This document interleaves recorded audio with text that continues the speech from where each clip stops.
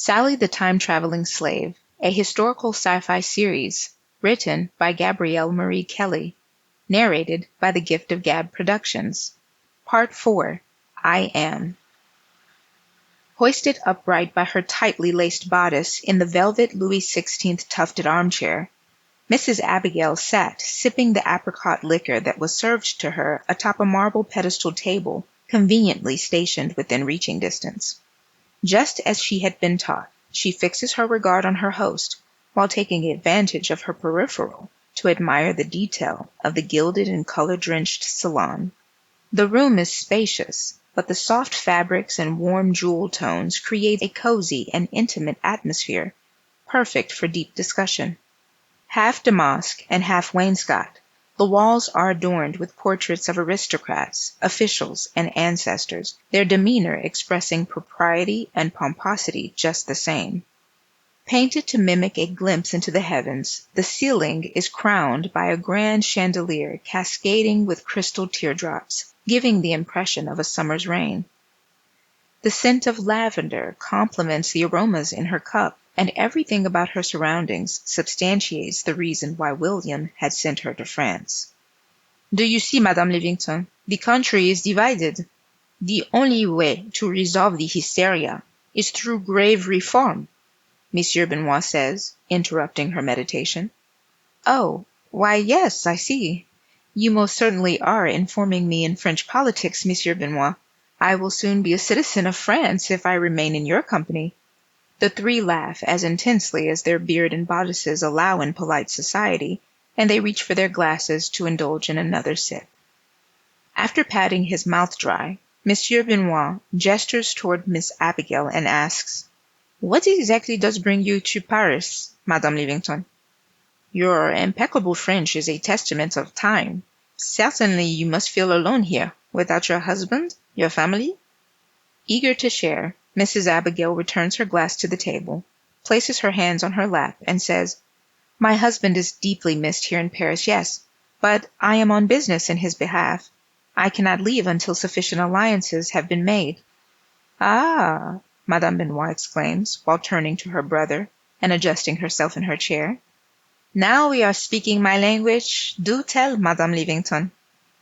As you may know, the North likes to believe it holds the future in its iron hands with factories, engines, soot, and noise. But my husband, Mr. Livingstone, believes the future is found in the land, in its roots, and I agree with him. He is building on something that will grow forever in Texas. "Cotton?" Monsieur Benoist interjects with a raised eyebrow.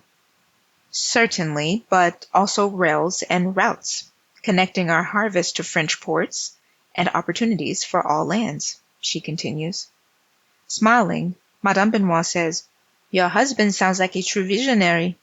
The French have always admired ambition and vision, especially when it first blooms in foreign soil."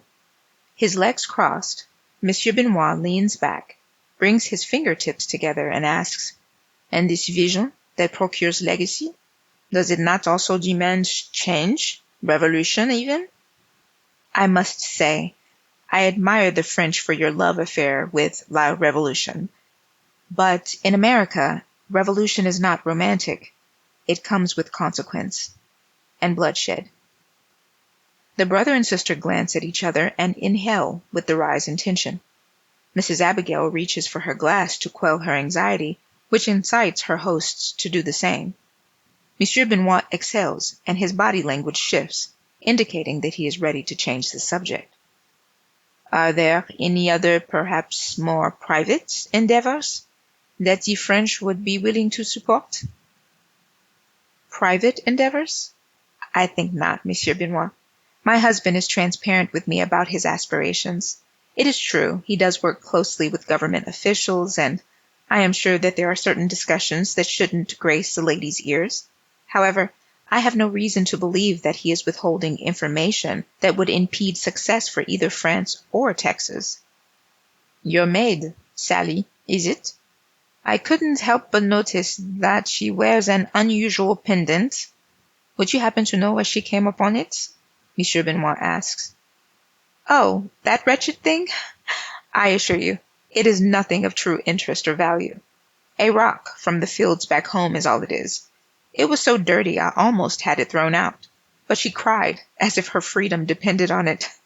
She laughs and continues. I felt sorry for the wench, so I had it chained.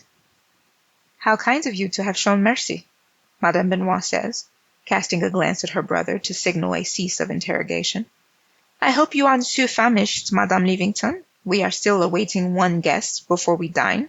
Would you like more to drink while we wait? Why, yes, an additional glass and guest never hurt anyone. Sally braces herself as the berline comes to a halt. She senses the coachman's movements and hears his footsteps as he makes his way from the coach box to the cabin. He opens the door and steps aside to reveal a most stunning chateau surrounded by color-satiated gardens fit for King Charles X himself. This way, mademoiselle, he says. Sally realizes with sobering surprise that this was the only phrase the slender, dignified coachman had said all evening. Her own voice, by comparison, suddenly felt unshackled. The uniformed porter answers the door, thanks the coachman, and ushers Sally to the footman, who offers to take her coat and belongings. He seems unbothered to learn that she has none, and promptly begins escorting her to the salon to meet her hosts. Sally is delighted that he quietly walks 2 paces ahead, affording her time to admire the opulent and detailed furniture and the thought-provoking art lining the hallways. S'il vous plaît, wait here, mademoiselle. He opens 2 tall ornate doors inward and announces Sally's arrival. Mademoiselle Sally de la Maison Leavington, guest of Madame Benoist, s'il vous plaît. He bows and then promptly turns to exit the room while gesturing for Sally to enter. Reading the room like she would a book, Sally begins on the left. There sits Monsieur Benoist, who has stood to welcome her. His jaw is relaxed and his eyes wide, following the lines of Sally's hair falling behind her shoulders in bouncy coils, gently teased by the wind. Hugging and draping her frame, the pink dress complements her ebony skin, making her the center stone amongst the jewels surrounding her. He smiles and politely welcomes Sally with a bow. Sitting next to her brother, Madame Benoist rises with a greeting and a pleased expression.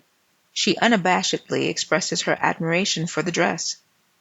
Sally, why have you left the apartment? Is there an emergency? I called for her, Madame Leavington, as my guest. There is a portrait of mine that I believe would interest her greatly. Excuse me, Madame Benoist. I express this with the deepest respects for your hospitality, but I must remind you that Sally is a slave. My slave. She is not versed in the fine arts, nor does she have a pension to afford these. I think it best if Monsieur Benoist interjects and says, My sister has revealed her art to those with lesser appreciation, I am sure. And do not worry, Madame Leavington, we are in no need to demand compensation for admiration. Sally, s'il te plaît, have a seat here. Monsieur Benoist gestures toward the empty space next to him, and Sally quickly obliges to remove herself from the spotlight. The awkward silence passes with, initially, forced politeness, and then gives way to conversation about neoclassical art. Sally is served the apricot liquor, and as she sips from the small and delicate glass, she attempts to hold the stem in the same manner as her mistress, so as to not reveal the truth. Her lips have never touched such fine crystal. Mrs. Abigail becomes visibly irritated with each question that Madame Benoist and her brother pose to Sally. Surely she must be disgusted.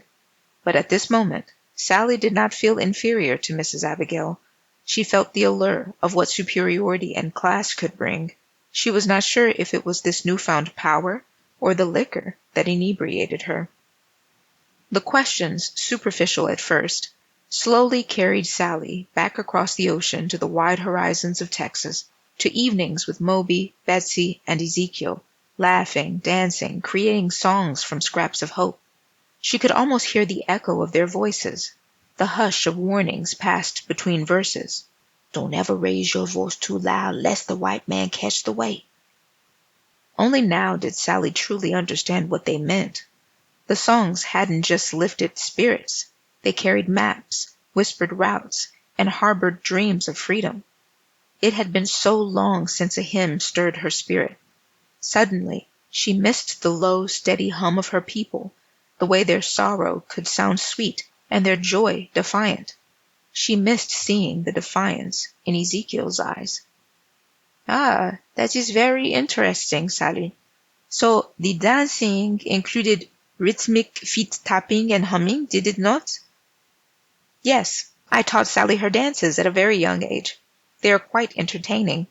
Sally, stand up and show our host your talent. Do you remember the routines that I taught you? A placid expression on Mrs. Abigail's face reveals her true intentions. Seething, it was her goal to humiliate Sally, and to remind her of who she was, a slave that dances on command. Come now, Sally, you must remember, don't you? Sally forces a smile, and turns to Madame Benoist and her brother, who sat sipping their liquor, confidently, waiting for Sally to decide her own fate. You have impressed our host with your reading and speaking skills, all taught you by myself. I think it only fair that you show them how I have managed to civilize your dance style. Go ahead, stand up, and show them. Sally inhales and returns her glass to the serving tray. Suddenly, the mauves and bright colors of Madame Benoist's salon transform into the beige with blue and white detail of the Texas estate. Sally is 9 years old again in the entertaining room, with drunken men and women surrounding her, pointing and laughing. She braces her hands on the cushion, releases her breath, and stands. Le dîner est servi, madame. Sally had not noticed that the French doors had opened and the butler stood center, announcing dinner. Grinning, Monsieur Benoist rises from his seat, offers his arm to his sister, and says, I'm afraid the dancing must give way to dinner. Madame Benoist, equally pleased, accepts her brother's arm and leads the way toward the dining room. Sally moves to follow, but just as she steps forward, a stern hand grabs her arm and yanks her back. You are going to tell them that you've fallen ill, and you will leave this instant. You've completely lost your mind and forgotten your place. How dare you presume to stand equal to a white woman? You will make your excuses now, or I swear, when we return, I'll give you a lashing that'll leave your flesh as pink as that ridiculous dress. Could she do that? Sally knew she had rights in Paris that didn't exist back home in Texas. Here, black people were free, and had been for decades. No court would uphold a master's right to publicly whip a maid. But private matters were only as just as the man or woman enforcing them. And Sally had witnessed far too many times how the law goes silent when the outcry comes from a black mouth. Is everything okay? Monsieur Benoist returns, puzzled as to why the women were delaying. Sally was just saying she's feeling a bit unwell. Poor thing doesn't think her stomach will manage through dinner, Mrs. Abigail said with a tight smile. Of course, I told her it's best she returned home to rest. I'm sure none of us would want any unpleasantness at the dinner table. Yes, I have this terrible feeling in my stomach. I need to return home, Sally said, holding her head down. S'il te plaît, allow me to escort you. Wait here. Before Mrs. Abigail could protest his notion, he was off to retrieve his coat. And just like a nigger to cause a scene. Mrs. Abigail turned sharply and stomped toward the dining room entrance. Before entering, she adjusted her dress and expression to reflect that of a delighted guest. In the berline, Monsieur Benoist sat across from Sally, eyeing her like a master would a buck on auction. She admired the gardens as their yellows, purples, pinks, and oranges passed by the window, a perfect excuse to avert his piercing gaze. When she mustered the courage to meet his regard, his eyes were locked near her bodice. Where I am from, it's not proper for a gentleman to fix his eyes on a woman's bodice, Sally said, catching his eyes briefly, and then returning to peer out of the window. This is also true in France. But where you are from, you are not a woman, are you? A tension grew in Sally's spine, straightening her posture, and a ball of cotton formed in the back of her throat. He was right. How dare she speak so boldly? But here in Paris, you are indeed a woman, Monsieur Benoist said, his eyes relaying a kindness that dissolved the class barrier between them. "Where did you find your pendant? It is quite unusual, but I see it means a great deal to you," he asks. "It is a gift. It reminds me of back home." "How far back?" he asks. Puzzled, Sally searches his eyes for understanding, but all she finds is suspicion and determination. "It reminds me of being back home with my family in Texas. I left Texas in the year 1818 when I was only 9 years old." Monsieur Benoist leans forward and mutters, "Sally, who are you, and why do you have a token for the Confederate commuter?" Not having heard those words since Mr. Peterson slurred them that one night, Sally had partially convinced herself that it had all been part of a childish fantasy, but now the pulsating neon pink machine was real again, and she could feel its heat in Monsieur Benoist's questions. "Who am I? I am a slave in the House of Livington." Sally pulls the coin out of her bodice, passing her thumb across its surface, and continues. "Ezekiel, my pa, gave me this coin the night they dragged him from the cabin. He told me that, with it, I would find freedom. At one time, it was stolen from me by my mistress's maid. Her theft was discovered, and a certain gentleman named Mr. Peterson confiscated the coin before killing the maid. In his drunkenness, he dropped the coin, and I retrieved it once again. I vaguely remember the Confederate commuter. I wasn't told much about it, but that night I was taken to it by Mr. Peterson. The coin stopped glowing when I reached Paris. I used to think that it meant my freedom was already attained, but nights like tonight remind me this can't be true." Chuckling and repeating Mr. Peterson's first name under his breath, Monsieur Benoist crosses his arms and leans back in his seat. "Do you know Mr. Peterson?" Sally asks. "Do I know Nathaniel?" He laughs. "Yes, very well indeed, and Sally, it was by no accident that he dropped the token. He is a calculated man who feigns foolishness for his own advantage. He saw something in you, I'm sure, and realized that you must be the missing link." "Missing link?" Sally asks, wondering how she could be linked to anything he had just described. "Allow me to debrief you, Sally. Your master, Monsieur William Livington, is part of a group of men made up of aristocrats, government officials, and extremely wealthy Englishmen and Confederate Americans who are planning to conduct the most outstanding operation of our time, of any time. Together, they have created a time travel machine, the Confederate commuter.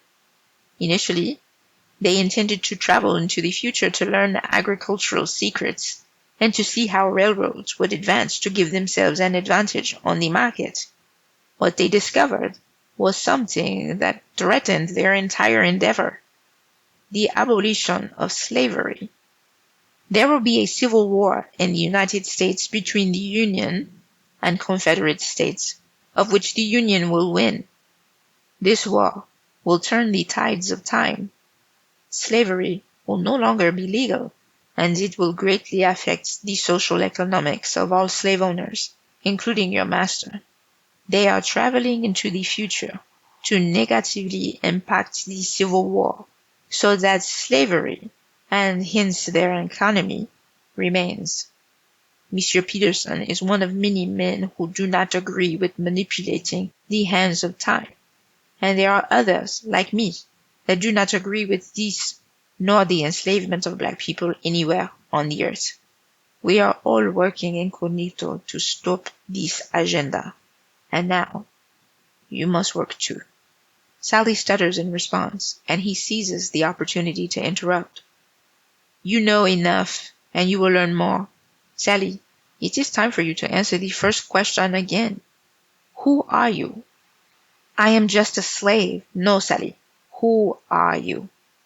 He peers into her eyes, pleading with her to redefine herself. "I am Sally, a slave born to Ezekiel and Betsy, slaves of the House of Livington." "Yes, Sally, you were born a slave, but that is not all you are. You are free to travel the threads of time itself, holding the key that could unlock chains across centuries. You are standing at the edge of something greater, and therefore you must rise to become greater. So, I ask you, who are you truly? I am Sally. Sally, the time-traveling slave? Monsieur Benoist smiles, tilts his head as if to examine her identity more closely, and relaxes in his seat. His eased demeanor welcomes Sally to once again admire his handsome features. If only his gaze was satisfied with more than the whereabouts of time travel and secret missions. The carriage pulls in front of the apartment, and the door flings open, breaking their concentrations and thrusting them into the present. I have so much more to tell you, Sally, s'il te plaît. Meet me at the market tomorrow at noon and bring the token of the Confederate commuter with you. And don't tell anyone what I shared with you today. Sally agrees and reassures him that she would tell not one soul as she slid out of the cabin. Sally? Oui?